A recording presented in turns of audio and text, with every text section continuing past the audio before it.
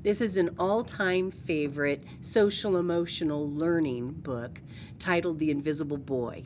It helps us all remember that small acts of kindness can help others feel included and foster beautiful relationships or friendships. All right, this is The Invisible Boy, written by Trudy Ludwig, illustrated by Patrice Barton. Can you see Brian, the invisible boy? Even Mrs. Carlotti has trouble noticing him in her classroom.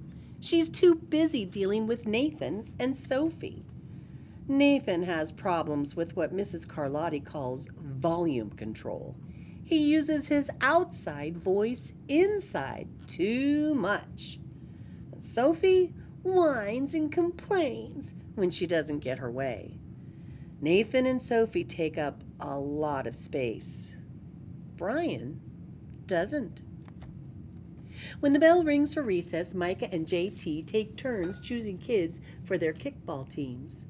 The best players get picked first, then the best friends of the best players, then the friends of the best friends. Only Brian is left, still waiting and hoping. JT glances in Brian's direction and just as quickly looks away. "We've got enough players for each team," he tells the others. "Let's play ball." In the cafeteria, Madison and her friends talk about her birthday party. "The rope swing over the pool was awesome," says JT. "Yeah, so was the water slide," adds Fiona. "That was the best pool party ever." "I'm so glad you guys had fun," says Madison. Everybody did, except Brian. He wasn't invited. At choosing time, while the other kids play board games and read, Brian sits at his table doing what he loves to do best. He draws fire-breathing dragons scaling tall buildings. "Thank you for toasting my marshmallow." Space aliens locked in intergalactic battles. "I've got you now." Greedy pirates digging for treasure. "Crackers? Harg!" Yay. And superheroes with the power to make friends wherever they go. "Hi." "Hi, friend. Have a cookie." On Monday morning, Mrs. Carlotti introduces Justin, a new student to the class. Brian smiles shyly at him. Some of the other kids sneak looks at Justin, trying to figure out if he's cool enough to be their friend. They haven't quite made up their minds yet. At lunch, Madison and JT watch Justin eat with chopsticks. "What's that?" asks Madison as she points at Justin's food. "It's bulgogi." "Bull what?" "Bulgogi. It's Korean barbecued beef. My grandma made it for me. It's really good. Do you want to try some?" "There's no way I'd eat bulgogi." And the kids laugh. All of them, that is, except Brian. He sits there wondering which is worse, being laughed at or feeling invisible. The next day, when Justin goes to his cubby to put away his backpack, he notices a piece of paper with his name on it. "Justin, I thought the bulgogi looked good. Brian." "Yum."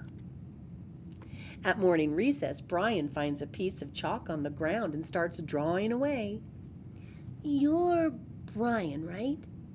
"Yeah. Thanks for the note." "Hey, Justin," Emilio calls out from the tetherball court. "You're up next." "Sorry, I gotta go," says Justin. "Oh, by the way, that's a really cool drawing," he adds before taking off.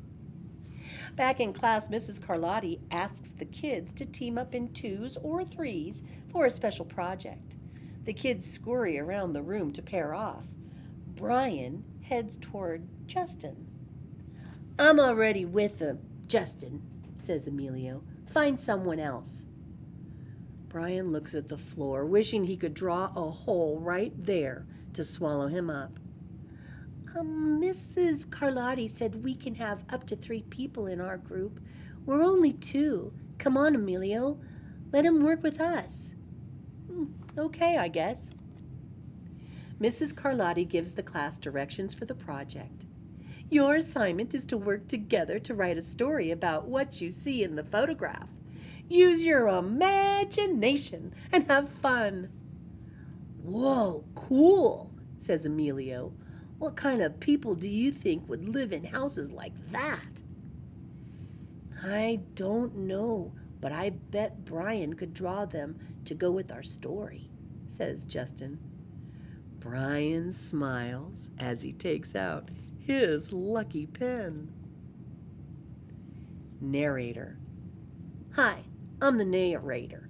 And if you're wondering why a pirate got the part of a narrator, I'll tell you. It's all in the agent. Well, now on with the tale. The crooked story we made up on the spot. It's lunchtime again, Brian's least favorite part of the day. Another 20 long minutes of kids talking and laughing with everyone else but him.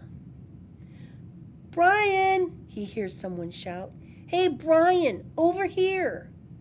Brian turns and sees Justin waving him over. Emilio nods at Brian as he makes room for him at the table. Cookie? Thanks. Maybe, just maybe, Brian's not so invisible after all. Oh, the invisible boy. Small acts of kindness, boys and girls. Don't forget that. Inclusion is important. You can make all the difference. You've got the power. All right, thank you for reading with me. Until we read again, adios, amigos. Goodbye.